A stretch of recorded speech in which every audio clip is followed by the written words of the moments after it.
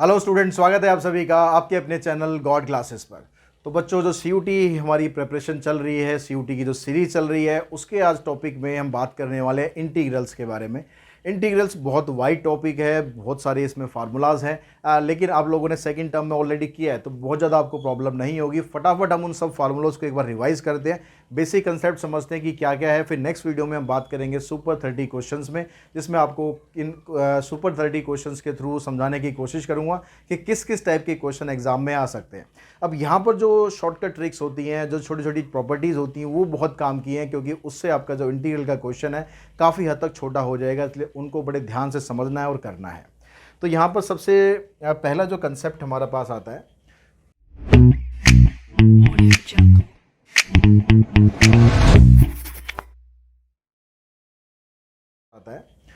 सबसे पहले तो ये बेसिक जो इंटीग्रल्स है, ये सारे आपको अच्छी तरह से याद होने चाहिए।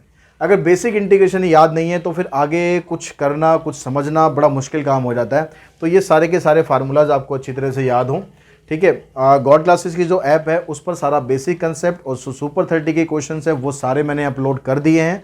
आप गॉड क्लासेस की ऐप पर जा सकते हो, वहाँ पर जो फ्री कंटेंट है, फ्री कंटेंट के अंदर आप जाएंगे, CUT नाम से आपको एक वो मिलेगा फोल्डर, उसके अंदर ये सारा बेसिक कंटेंट की PDF होगी और जो हम सुपर 30 क्वेश्चंस कर रहे हैं वो 30 क्वेश्चंस भी वहाँ पर होंगे, ठीक है। अब यहाँ पर देखिए, जो सबसे पहला आपके पास है यहाँ पर x की पावर n।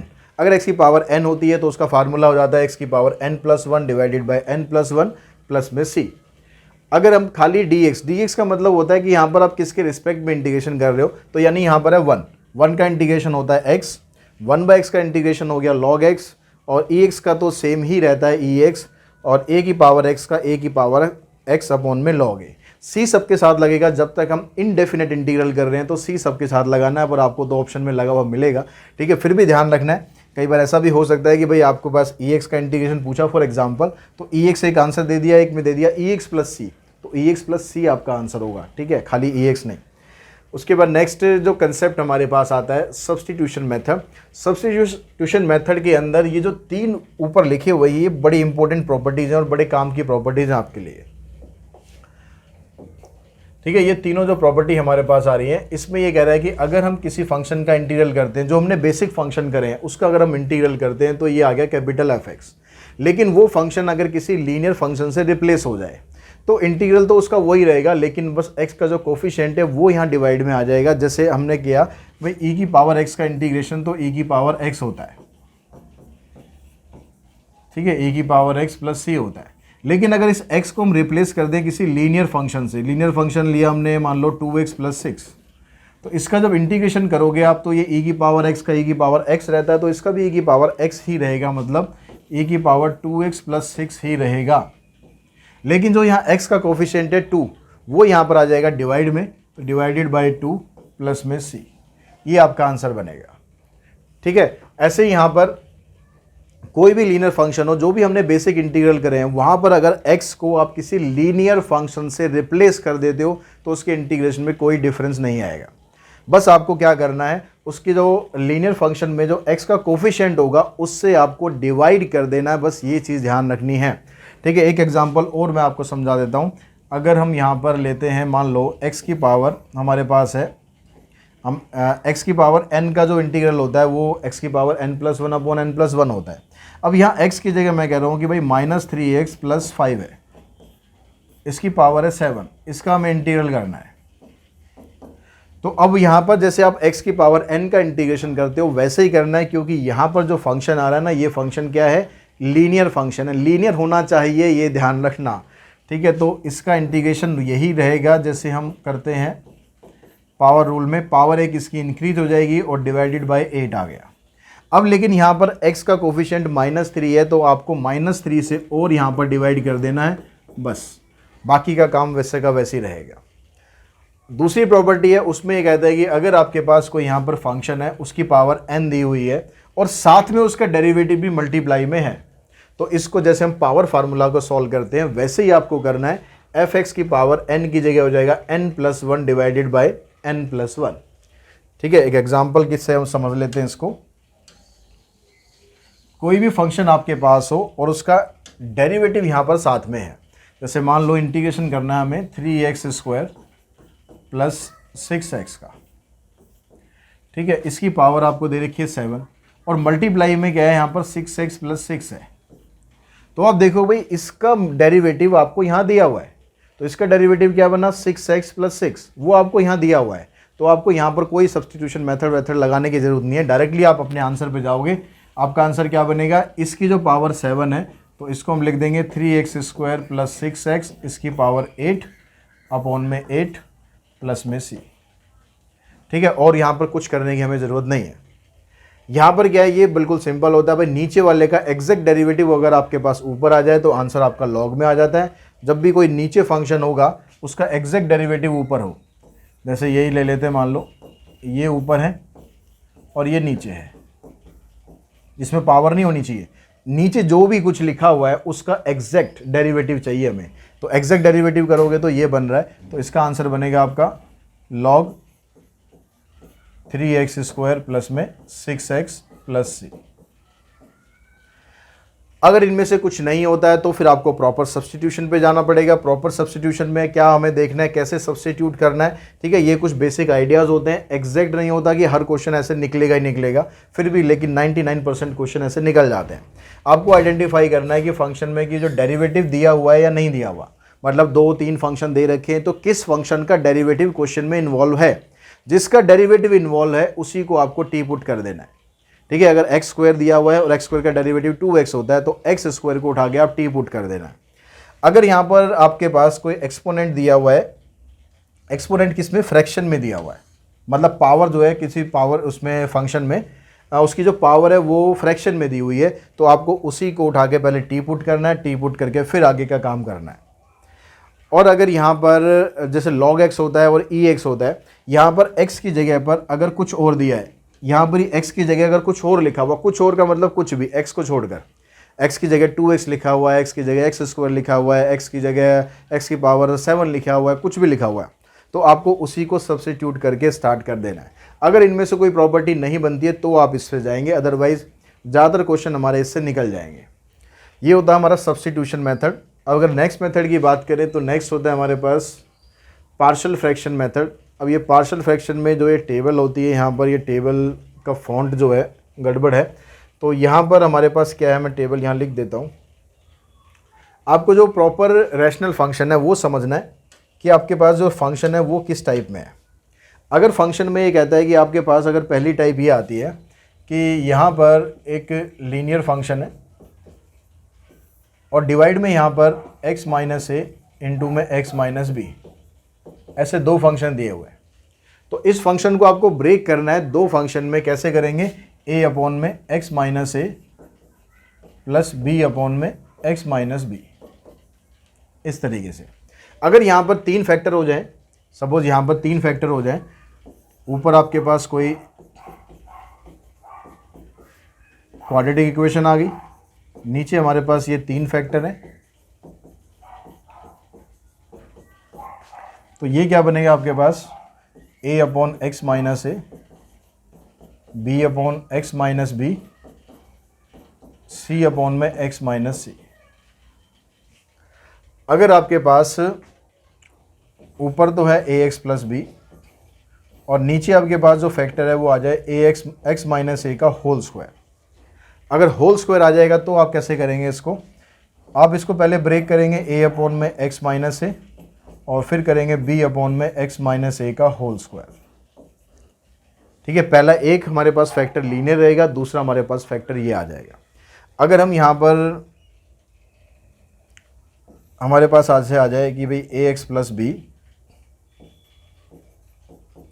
ऊपर यहाँ पर ज़रूरी नहीं है कि भाई इसी फॉर्मेट में आएगा, ऊपर यहाँ पर आने का मतलब है कि भाई नीचे वाले से पर डिग्री कम होनी चाहिए उसकी। ठीक है, प्रॉपर फ्रैक्शन होना चाहिए। अगर हमारे पास एक फैक्टर ऐसे x - a, दूसरा फैक्टर है x - b का स्क्वायर, तो हम यहाँ पर क्या बनाएंगे, a अपॉन में x - a, b अपॉन में x - b और c अपॉन में x - b का होल स्क्वायर। ठीक है, और अगर हमारे पास मान लो डिनोमिनेटर में कोई ऐसा फैक्टर आ जाए जिसको आप फैक्टराइज ना कर सको, हमारे पास आ जाए ऊपर ax प्लस b है, नीचे आ जाए आपके पास ax² plus bx plus c, इसके साथ मान लो कोई एक फैक्टर और भी आ जाए, तो हम इसको अलग अलग ऐसे ब्रेक करेंगे, a upon x minus A plus, अब ये फैक्टर आपका क्वाड्रेटिक है, इसको आप और फैक्टराइज नहीं कर सकते हो, तो ऊपर आपको लेना है ऐसे B X plus C divided by A X square plus B X plus C. ठीक है, इस तरीके से आप जो ये रैशनल फंक्शन है इनको पार्शियल फ्रैक्शन में कन्वर्ट करोगे, फिर इनको इंटीग्रेट करोगे, और जब भी इंटीग्रेशन आप करोगे ना, तो जो लीनियर फंक्शन होगा, अगर यहाँ पर जो लीनियर वाले फैक्टर जो भी बने, इन सब का आंसर हमेशा किस में निकलेगा, लॉग में निकलेगा। ठीक है, हमेशा लॉग में निकलेगा। और जो x माइनस बी का जो स्क्वायर आ रहा है, या यहाँ पर a का स्क्वायर आ रहा है, तो इसमें आपको 1 अपॉन एक्स स्क्वायर वाला जो इंटीग्रेशन होता है वो अप्लाई करना पड़ेगा। ठीक है, लीनियर वाला किस में आएगा आंसर, हमेशा लॉग में आएगा, और जो अपॉन में एक्स स्क्वायर आ रहा है तो इसमें इंटीग्रेशन आपको यूज़ करना है 1 अपॉन एक्स स्क्वायर, उसका इंटीग्रेशन आप यूज़ करोगे। बस सारे क्वेश्चन इसके उसी तरीके से आएंगे। यहाँ पर आपके पास दो फैक्टर तो यहाँ नहीं बनेंगे, यहाँ पर आपको बस चेक करना पड़ेगा कि किस तरह का फंक्शन आएगा। वो डिपेंड करेगा कि भाई x की वैल्यू क्या आ रही है, तो x की वैल्यू के ऊपर डिपेंड करेगा कि यहाँ पर जिस टाइप का फंक्शन आना है उस टाइप से फिर हम उसको इंटीग्रेट हम कर पाएंगे। उसके बाद जो नेक्स्ट हमारे पास आता है इसमें तरीका कुछ, तो अब बात करते हैं हम कुछ सम स्पेशल इंटीग्रल्स की। तो स्पेशल इंटीग्रल्स में आपको ये फार्मूलाज याद करने हैं, अच्छे से याद कर लेने हैं, ताकि आपके पास अगर इस फॉर्मेट में आता है तो आपको बस सिर्फ फार्मूला लगाना है, या फिर आपको इस फॉर्मेट में कन्वर्ट करना पड़ेगा। वो आपको पता चल जाएगा कि भाई कन्वर्ट कैसे करना है। जो क्वेश्चंस करेंगे उसमें आप प्रैक्टिस करेंगे तो उस समय पता चलेगा कैसे आपको कन्वर्ट करना है। अब फार्मूले जब आप याद करोगे ना, इनको तो पेयर्स में याद करना। तो ये वाले दो फार्मूले बिल्कुल एक जैसे हैं, बस यहाँ पर फ़र्क x माइनस है, यहाँ पर a माइनस एक्स है। तो आपको देखो पता भी कैसे चल जाएगा, यहाँ पर x माइनस है तो ऊपर x माइनस ए आ जाएगा, और यहाँ पर a माइनस एक्स है तो यहाँ a माइनस एक्स का फॉर्मेट बनेगा। तो उससे आपको कन्फ्यूज़ होने की ज़रूरत नहीं है। उसके बाद जो सेकंड वाला पेयर है आपके पास, ये दोनों फार्मूले एक जैसे हैं, एक्स स्क्वायर प्लस ए स्क्वायर, एक्स स्क्वायर माइनस ए स्क्वायर। अब इन दोनों में सब कुछ सेम है, बस यहाँ पर प्लस की जगह आपको माइनस लगा देना है, बस इतना डिफरेंस है। ऐसे ये दोनों फार्मूले ये पेयर में याद करेंगे, यहाँ पर भी बस यही टर्म यही चीज़ है, लेकिन ये न्यूमरेटर में है यहाँ पर दोनों। तो इन फार्मूलों में भाई ये स्टार्टिंग वाला पोर्शन और ऐड हो जाएगा, x/2 एक्स स्क्वायर प्लस ए स्क्वायर प्लस 1/2, और यहाँ पर भी x/2 एक्स स्क्वायर माइनस ए स्क्वायर 2 प्लस 1/2 ए स्क्वायर। बाद का पोर्शन ये वाला पोर्शन ये यही है, ये वाला पोर्शन यही है, और स्टार्टिंग वाला पोर्शन दोनों का सेम है। तो ऐसे पेयर बना के याद करोगे तो समझ के तो आसानी से याद हो जाएगा, वैसे रट्टे मारोगे तो फिर भूल जाओगे। ठीक है, नेक्स्ट जो हमारे पास फिर इसमें आता है integration by parts. By parts में जब हम करते हैं तो दो फंक्शन आपको मल्टीप्लाई में जब दिए होंगे तब आप बाय पार्ट्स मेथड यूज़ करेंगे, और इसके अंदर जो दो फंक्शन होते हैं उस फंक्शन में से पहले इन दोनों में से आपको एक फंक्शन को फर्स्ट चूज़ करना है, एक को सेकंड चूज़ करना है। अब इसको चूज़ करने का तरीका क्या रहता है, इसमें हमारे पास सिस्टम होता है ये आईलेट। ठीक है, ये सिस्टम होता है, इसमें से हमारे काम का ये है नहीं, हमारे काम का ये है नहीं, तो हमारे पास रह गया लॉग, अलजेब्रा और एक्सपोनेंशियल। ठीक है, तो लॉग अगर दिया हुआ है तो ये फर्स्ट फंक्शन बनेगा, अलजेब्रा सेकंड बन जाएगा। अगर अलजेब्रा और एक्सपोनेंशियल है तो अलजेब्रा फर्स्ट, ये सेकंड। अगर लॉग और एक्सपोनेंशियल है तो ये फर्स्ट और ये सेकंड। तो फर्स्ट और सेकंड ऐसे चूज़ करेंगे। उसके बाद जो फर्स्ट फंक्शन है उसको एज इट इज़ लिखना है, सेकंड का इंटीग्रेशन करना है, माइनस फर्स्ट का डेरिवेटिव करना है और सेकंड का इंटीग्रेशन करना है, और फिर जो आएगा हमारे पास उसका होल इंटीग्रेशन करना है। ये इंटीग्रेशन का जो साइन है वो यहाँ पर नहीं होगा, यहाँ पर होगा स्टार्टिंग में। ठीक है, यहाँ पर जो भी आएगा टर्म उसका पूरे का आपको इंटीग्रेशन कर देना है। और इसमें एक स्पेशल इंटीग्रल बनता है, इसमें भी एक स्पेशल फॉर्म बनती है। अगर आपको किसी फंक्शन में दिया हुआ है और उसका डेरिवेटिव भी आपको साथ में दिया हुआ है, यहाँ कोई फंक्शन है, यहाँ पर साथ में उसका डेरिवेटिव है, इनटू में e की पावर x है, तो आपका आंसर बन जाएगा सीधा ये। ठीक है, जैसे आपके पास ये है x + 1 e की पावर x, तो x का डेरिवेटिव होता है 1, तो ये आपको यहाँ दिया हुआ है, e की पावर x साथ में होना चाहिए, कहीं इसके बिना आप कर दो। ठीक है, x की पावर, इसका आंसर बनेगा आपके पास x इनटू में e की पावर x + c। तो इस तरह के क्वेश्चन जो है वो आने के चांसेस ज़्यादा हैं, जिसमें प्रॉपर्टी डायरेक्ट लगेगी बजाय पूरा सॉल्व करने के। इंटीग्रेशन में जिनमें प्रॉपर्टीज़ लग रही है उन पर ज़्यादा फोकस करना, क्योंकि उनके चांसेस ज़्यादा रहेंगे आने के MCQs में। उसके बाद जो प्रॉपर्टीज़ होती है डेफिनेट इंटीग्रल की, ये 5 प्रॉपर्टीज़ हमारे पास है। तो इनमें जब आप यहाँ पर करोगे, यहाँ डेफिनेट इंटीग्रल के जो क्वेश्चंस आप करोगे, तो इसमें इन प्रॉपर्टीज़ को आपको यूज़ करना है। ठीक है, ये 5 प्रॉपर्टी, वैसे तो प्रॉपर्टी 8 होती हैं, लेकिन आपको ये 5 यूज़ करनी है। इन पाँचों को अगर हम यूज़ करेंगे तो इनमें से ही ज़्यादातर क्वेश्चंस हमारे सिंप्लीफाई हो जाएंगे। पहले में क्या कह रहा है, पहली प्रॉपर्टी में यहाँ पर x को रिप्लेस किया गया t से, बस और कुछ नहीं करना। दूसरी प्रॉपर्टी में कह रहा है कि भाई a टू b है, अगर हम इसको उल्टा कर दें, लिमिट को उल्टा करेंगे तो माइनस का साइन लग जाता है आगे। तीसरी में क्या कह रहा है, यहाँ पर a टू b है, ये आपके पास a टू c और c टू a, ऐसी लिमिट को हम दो पार्ट्स में ब्रेक करने वाले हैं। ये प्रॉपर्टी आपकी कब लगेगी, जब मॉड वाले फंक्शन आपको दे रखे हो या फिर ग्रेटेस्ट इंटीजर वाले फंक्शन हो।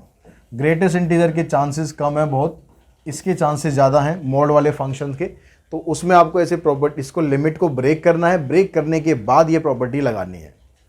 उसके बाद अगर हम इसमें आते हैं, यहाँ पर a टू b, ये दोनों प्रॉपर्टी एक जैसी है। यहाँ पर a टू b है, यहाँ 0 टू a है। तो इन दोनों में क्या हो रहा है, इनका हम सम करके इसमें से x माइनस कर रहे हैं। a plus B minus X ये आ रहा है, यहाँ पर 0 प्लस a करोगे तो a माइनस एक्स। तो वह आपको ये ध्यान रखना, अगर a टू b दिया हुआ है तो ये प्रॉपर्टी लगानी है, 0 टू a दिया है तो ये प्रॉपर्टी लगानी है। ये प्रॉपर्टी लगा के आपको इसका इंटीग्रेशन करना है। प्रॉपर्टी बेस्ड क्वेश्चन यहाँ से भी आ सकते हैं, ठीक है, प्रॉपर्टी वाले क्वेश्चंस, क्योंकि क्वेश्चन MCQs हैं तो बहुत लंबे क्वेश्चंस तो नहीं आएंगे, छोटे छोटे क्वेश्चंस आएंगे। तो ये जो पोर्शन है मार्जिनल फंक्शन, ये तो हमारे सिलेबस में नहीं है।